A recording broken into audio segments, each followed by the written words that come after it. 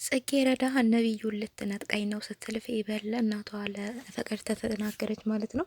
እሷም እንግዲህ እንዴት ሊሆን ቻለ ይሄ ብትልም አላቅም፣ መደዋወል አብዝተዋል፣ ሌሊቱን ሁሉ አብረው ሲያወሩ ነው የሚያድሩት፣ የኔ የሆነውን ሁሉ ለራሷ ለማድረግ ሁልጊዜ ታስባለች እያለች እንግዲህ ብትናገራትም እሷም እንግዲህ እሷ በቅርቡ ከዚህ ቤት ትፋታሻለች፣ ትወጣለች፣ ልታገባ ነው። ስለዚህ ዝም ብለሽ አንቺ ያልኩሽን ብቻ አድርጌ እያለቻት ነበረና ፌቨንም እንግዲህ እኔ ነብዩን የራሴ ለማድረግ ሞትም ቢሆን እሞታለሁ፣ ብዙ መስዋዕት ለመክፈል ተዘጋጅቻለሁ፣ እንኳን አንቺ ብለሽኝ ከዛ በፊትም እኔ እወደው ነበረ አውቀው ነበረ እያለች ትገኛለች ማለት ነው። እንግዲህ ፍቅርተና ወይዘሮ ዘርፌ አቶን እንትን ሊጠይቁ ሄደዋል። የነብዩ አባት አቶ መስፍንን እንግዲህ አቶ መስፍንን በጣም ነው የደነገጠው፣ እሷም በጣም ነው የደነገጠችው። ወይ የልጅ ባል የሚሆነው ይሄ ነው ብላ ነው ወይስ ደግሞ የሚተዋወቁት ሚስጥር አላቸው ይሆን? ሰላም ጤና ይስጥልኝ ውድና የተከበራችሁ የቻናሌ ቤተሰቦች ሁላችሁም ሰላም ብያለሁ። በያላችሁበት ሰላማችሁ በዘት ተረፍረፍ ይበልልኝ። እንደተለመደው ለቻናሉ አዲስ የሆናችሁ ሰብስክራይብ እያደረጋችሁ፣ ነባሮች ደግሞ ላይክ እያደረጋችሁ ለምታበረታቱኝ ሁላችሁንም ከልብ አመሰግናለሁ። አሁንም አብሮነታችሁ አይለኝ እያልኩኝ ጽጌረዳ ድራማ እንግዲህ ደስ የሚልና አስተማሪ ድራማ፣ ብዙ ቁም ነገር ያለበት ድራማ ነው ማለት ነው። እንግዲህ ጽጌረዳ አሁን ከነብዩ ጋር አንድ እየሆነች ትገኛለች። ነገር ግን ፌቨንም ለምን የኔ የሆነውን ነገር ለምን ለመንጠቅ አሰበች እያለች እሷ እንግዲህ ሌላ ተንኮል እያሰበችባት ትገኛለች። ነብዩ ግን ሁሉ ነገሩ ወደ ጽጌረዳ ተመልሷል ማለት ነው። እና በፊትም ከራሴ ጋር አልነበርኩም፣ አንቺን ስገፋ ከራሴ ጋር አልነበርኩም እያለ ነበርና ነገር ግን እሱ ስልክ ሲደውልላትም ስልኩን ያነሳችው ፌቨን ነበረች እና እንግዲህ ያነሳችበት መንገድም እናቷ የምታወራውን በር ስር እንደ ክፉ ጎረቤት ተደብቃ እያዳመጠች ነበረና በዛን ሰዓት ነበረ ጽጌረዳ ስትመጣባት በጣም የደነገጠችውና እንዲህ ፌቨን ምን እያደረግሽ ነው ብትላት እንግዲህ ድምፅሽን ቀንሺ፣ ምን ትሰሪያለሽ ከዚህ ነበር ያለቻትና እንዴኔማ የደረቀ ልብስ ላስገባ እኮ እየመጣው ነበር ያለቻትና አረ ድምፅሽን ቀንሺ ካልሆነ ለማየ ጠርተሻት ምን ነው ጥሪያትና አንድነቱን ፌቨን ተደብቃ እየሰማችሽ ነው በያታ ድምፅሽን ቀንሺ ነበር ያለቻት። አይ ይቅርታ እዚህ ጋር እኮ ተደግፈሽ በር ላይ ያሾልቀሽ ሳይሽ ደንግጬ ነው ድምጤን ከፍ ያደረኩትኝ ነበር ያለቻት። እና በዛን ሰዓት እንግዲህ ስልኳ ይጠራል ማለት ነው። እና ስልኳ ሲጠራ እንግዲህ ስልኩን የደወለው ነብዩ ነው። ማን የደወለው ብላ እንግዲህ ተፍ ብላ ስልኳን ታያለች ማለት ነው። ፌቨን ስታየው እንግዲህ ነብዩ ነው። ምን ፈልጎ ነው ደግሞ በዚህ ሰዓት አንቺ ጋር የሚደውለው? አንጩ ስልኩን ብላ እንግዲህ ስልኩን ምንጭቅ ታደርጋትና ለራሷ ታወራዋለች ማለት ነው። እንግዲህ እሷ ስይለው ስትለው የእሷ ድምጽ ሲሆን በጣም በመደንገጥ እንዴት ተሳስቼ አንቺ ላይ ነው እንዴ ደወልኩት ነበር ያለውና አይ አልተሳሳትክም ፌቨን እኮ ጽጌረዳ እኮ አሁን ቁጭ ብለን ፊልም እያየን ነበርና ድንገት ወጣለች ወደ መጸዳጃ ክፍልና እኔ ያነሳሁት ነበር። አይ እኔ ደግሞ ተሳስቼ እየደወልኩ መስሎኝ ነበረ፣ የሷን ስልክ ታነሻለሽ ብዬ አላሰብኩም ነበር ያለውና አይ እንደ ድንገት ነው አነሳሁት፣ አንተ መሆንህን ሳውቅ እንጂማ አላነሳም ነበር ያለችውና እንግዲህ ፌቨን በሰላም ነው የደወልከው ነበር ያለችውና አይ ጽጌረዳን ፈልጊያት ነው ነበር ያለውና እሷም ለምን እኔ ጋ እኮ አልደወልክልኝም ደግሞ ናፍቀኸኛል፣ አውራኝ ደውልና ምሽቱን ስናወራና መሻለን ነበር ያለችው። እሱም እንግዲህ እሺ ዛሬ ግን በጣም ደክሞኛል ስራ ላይ ነው አልቆትኝ ስለሆነ ለዚህም የሆነ የምናወራው ነገር ስላለ ነገ ወይ በአካል ተገናኝተን እናወራለን ወይ ነገ ደውልልሻለሁ ነበር ያላትና እሷም እንግዲህ በጣም በመናደድ እሺ ነበር ያለችውና ልቤን አንጠልጥለዋል፣ ግን የምናወራው ነገር አለ ብለህ እኮ የሰው ልብ ማንጠልጠል ጥሩ አይደለም፣ ነገር ግን ካልክም እሺ በማለት እንግዲህ ለጽጌረዳ ነበር ስልኩን ያስተላለፈችውና ጽጌረዳን በጣም በመደንገጥ እንግዲህ ነብዩ ምን ሆነ ነው በዚህን ሰዓት የደወልከው? በሰላም ነው? ምንድነው የተፈጠረ ነገር አለ? ጋሼ ምን ሆኑ እያለችው ነበር። እንዴ አረ በሰላም ነው ጽጌረዳ፣ አንቺ ስለ ጋሼ እንጂ ሌላ ነገር አታስቢም እንዴ? ጋሼ ምን ይሆናሉ? ደህና ናቸው። እንዲሁ ላውራሽ ብዬ ነው ናፍቀሽኝ ነው በማለት ነበረ እንግዲህ ነገሮችን የጀመረውና እሱም እንግዲህ ሲመስለኝ አባትሽን በጣም ተወጂዋለሽ መሰለኝ፣ ለጋሼ ስፍስፍ እንደምትይው አባትሽን በጣም ነው የምትወጂው ነበር ያላትና እሷም እንግዲህ አልወደውም ነው ያለችው። አልወደውምም አልጠላውም ለምን ቢላትም እንግዲህ አላቀውማ አባቴን ስለማላቀው ልወደውም ልጠላውም አልችልም። እንዴት አባትሽን እንዴት ነው የምታውቂው ሲላትም ማታውቂው ቢላትም እንግዲህ እናቴ እኔን እንዳረገዘችኝ ነው ትቷት የጠፋው። ስለዚህ ልወደውም ልጠላውም አልችልም። ምክንያቱም ለምን እንደጠፋ አላቅም። ወይ ተቸግሮ ይሆናል፣ ወይ የሆነ ችግር ገጥሞት ይሆናል። እሱ በህይወት ኖሮ ለምን ትሎኝ እንደጠፋ እውነቱን ከተናገረ ምንም አባቴን የምጠላበት ምክንያት የለም። ነገር ግን በእኔ በልጁ አፍሮ እናቴ እኔን በማርገዟ አፍሮ ከሆነ የጠፋው በጣም ነው ማፍረበት ነበር ያለችውና እሱም በጣም የሚገርም ነው። እንደዚህ ትያለሽ ብዬ በፍጹም አልጠበቅኩም ነበረ። በጣም አስተዋይ ሴት ናሽ እያላት እንግዲህ አንዳንድ ወሬ እያወራ እየተጫወተ ነበረ የሚገኘው ከጽጌረዳ ጋራና ያን ጊዜ እንግዲህ እሷ ስታወራ ፌበን ተደብቃ እያዳመጠቻቸው ነበርና በጣም የተናደደችው እንግዲህ ያው መጽስ ብቻ ነው የቀራት በነገራችን ላይ ና እንዴት የኔ የሆነው ሰው ሁልጊዜ እኔን ለመንጠቅ ትሞክራለች? እንዴት ከነብዩ ጋር ይህን ሁሉ ሰዓት ታወራለች? ላይተው ሙሉ እኔን ደግሞ ደክሞኛል ዛሬ ጊዜ የለኝም ብሎኝ እንዲህ ከሷ ጋራ ይህን ሁሉ ሰዓት ያወራል? እነኚህ ሰዎች እየተቀራረቡ ነው እያለች እንግዲህ በጣም ተናዳ ባለችበት ጊዜ ነበረ እናቷ ለባብሳ ወደ ሳሎን ስትመጣ እንዴ ፌበንዬ ምን ሆነሻል ያለቻት ና እሷ እንግዲህ እማዬ ያልሽው ነገር የማይሆን ነገር ነው። እኔ ነገር ግን ከአንቺ ከማለትሽ በፊት ነብዩን አውቆ ነበረ። ትምህርት ቤት ጓደኛዬ ነው፣ አብረን ነበር ያለ ነው። ግን እማዬ ነበር ያለቻትና ምን ግን የማይሆን ነገር ያደረግሽ ከሱ ጋር ነበር ያለቻትና አይ አይደለም እማዬ ከፌበን ጋራ በጣም ተቀራርበዋል። ሌሊቱን ሁሉ ከእሷ ጋራ ነው ሲወራ ያደረው ነበር ያለቻትና እሷ ሁልጊዜም የራሴ የኔ የሆነውን ነገር ለራሷ ለማድረግ ነው የምትጠራው ነበር ያለችውና ግን ፌበን እሷ እንዳደረገችው አይደለም ያደረገችው፣ የቀረባት ነብዩ ራሱ ነው። ነገር ግን ወይዘሮ ፍቅርተም እሷን ታያት፣ እሷ ትንሽ ቀን ብቻ ነው ከህይወትሽ ውስጥ ትወጣለች ነበር ያለቻትና እንዴ ነው ከህይወት ውስጥ የምትወጣው ማዬ? እሷና እናቷ እኮ ገና ድሮ ከዚህ ቤት አስወጫቸው ብዬሽ ነበረ። እኔ እንዳልኩሽ ብታስወጫቸው ኖሮ ይሄ ሁሉ አይተፈጠረም ነበረ። እኔ ነብዩን የራሴ ለማድረግ ለምን ሞት አይሆንም እሞትለታለሁ። ነገር ግን ማዬ እሱ እና እሷ ተቀራርቧል ነበር ያለቻትና ጽጌረዳ ልታገባ ነው፣ የሆነ ሀብታም ሼባ አግኝተንላታል። ስለዚህ ሰሞኑን እሷ ታገባለች።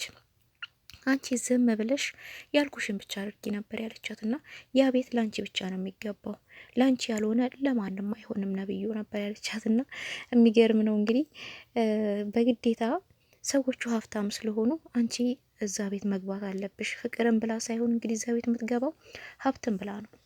እሱ ሳይወዳት ሳይፈልጋት ሀብታም ስለመሆኑ ብቻ ግዴታ መቅረብና ማግባት እንዳለባት ነው እናቷ እየመከረቻት ያለችው።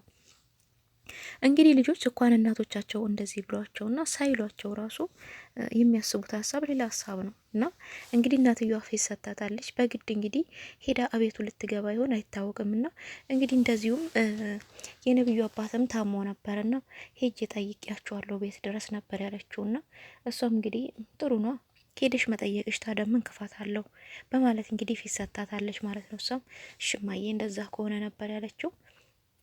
ነብዩ ግን ከጽጌረዳ ጋራ መቀራረብ አብዝቷል ማለት ነው። እንግዲህ እሷ ኩሽና ሽንኩርት በምትለጥበት ጊዜ ነበረና በር ላይ ቆሞ ፎቶ እያነሳት ነበረ። ነብዩ ምን አስቡ ነው ፎቶ ያነሳት? ምን ለማድረግ ነው? ስትናፈቀው እሷን ለማየት ነው ወይስ ደግሞ ተንኮል ነገር አስቦ ነው?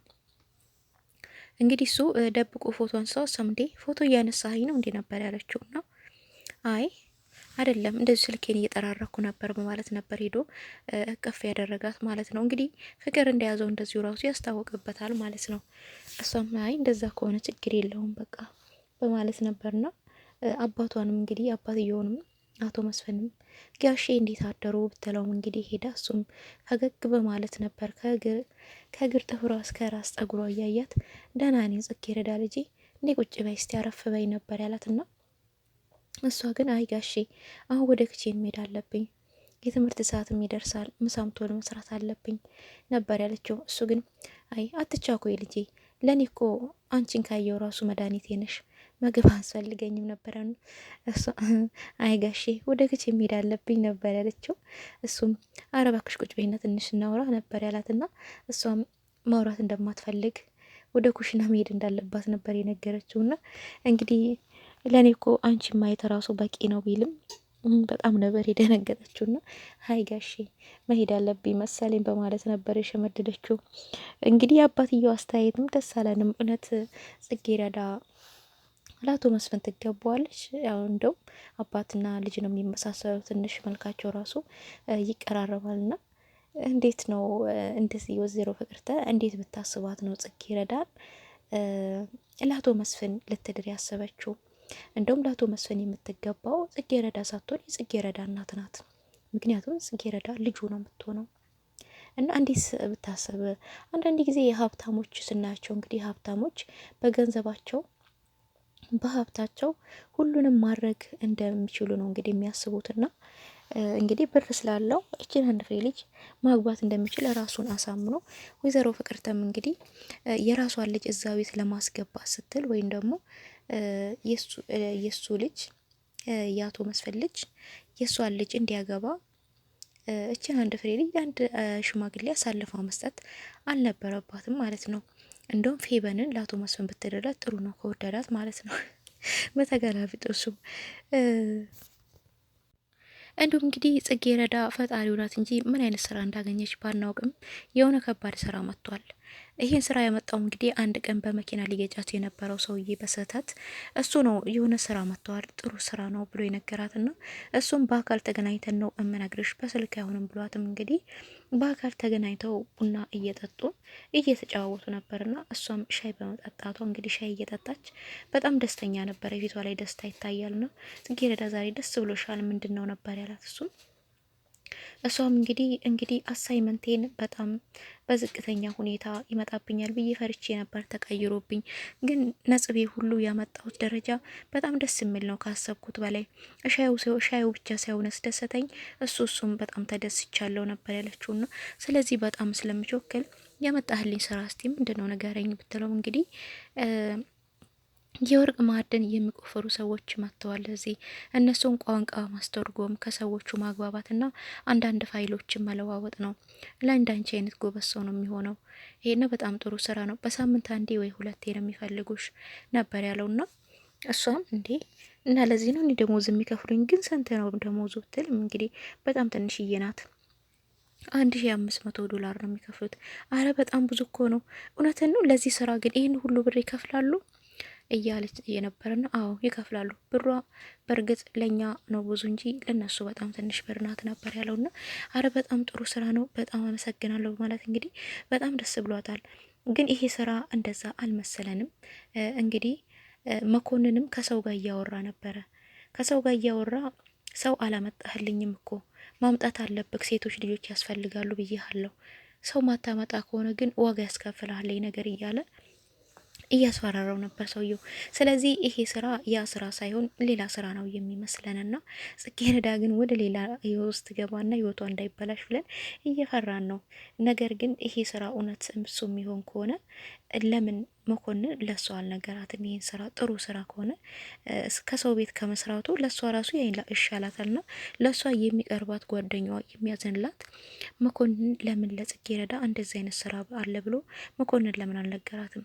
ከሩቅ ሰው ለምን መጣ ይሄ ስራና ምናልባት ይሄ ስራ የማይሆን ስራ እንደሆነ እና ዋሽተው በእንደዚህ አይነት ምክንያት ወደ ሌላ ህይወት ውስጥ ሊጨምሯቸው እንደሆነ ምናልባት በግልጥ ጽጌረዳ የምትነግረው ከሆነ አይደለም ብሎ ሊመልሳት ይችላል። እንግዲህ እሱ ይህንን ነገር ከዛ ሰውዬ ጋር ሰውየው ግን ፊቱ አይታይምና እያወራ እያለ በቃ ሰው እየፈላለኩ ነው ብሎ እንግዲህ አውርቶት ነበርና ድንገት ፌበን እየመጣች እያለች በቃቸው ጓደኛ የመጣች እማቃት ጓደኛ የሆነ ትምህርት ቤት ልጅ መጣች ሄድ ነበር ያለውና እሷ እንግዲህ ጓደኛህን ሳታስተዋውቀኝ ነበር ያለችው። ጓደኛ የራሴ ጓደኛ ብቻ ነው፣ እናንተ የምታውቁት ሰው አይደለም፣ ችግር የለውም።